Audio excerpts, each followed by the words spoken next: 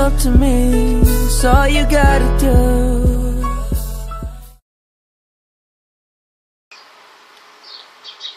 Oi, tudo bem? Hoje eu vou mostrar pra vocês um perfume da Avon Deslumbrante, que vocês vão amar muito.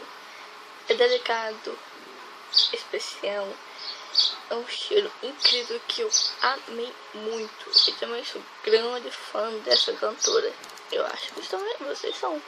Espero que vocês gostem desse perfume que está aqui. Beyoncé, olha, eu amo esse perfume. Nova marca da Beyoncé, Crush. Incrível, cheiroso, muito bom. Mas também vou mostrar pra você. Aqui está. Olha como é lindo.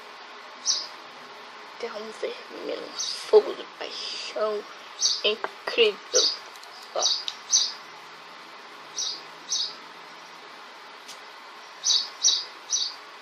Eu amei esse perfume.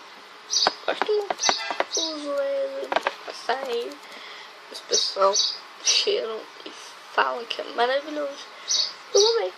Vocês também podem gostar muito desse perfume. Então, tô procurando a vendedora mais próxima da sua cidade. E eu também vou botar uma vendedora que eu uso muito. Vou botar aqui abaixo do meu vídeo, que vocês vão amar. Vocês podem ligar pra ela e pedir o seu perfume. Espero que vocês gostem muito desse vídeo.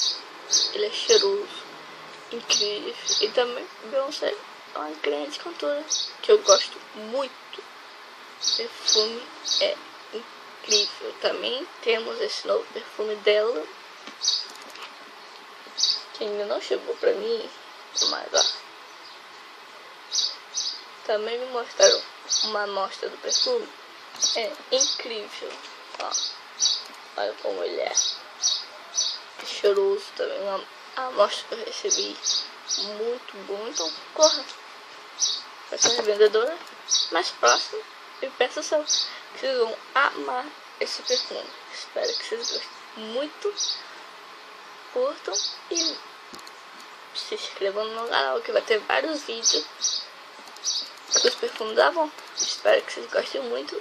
Um beijo, tchau, tchau.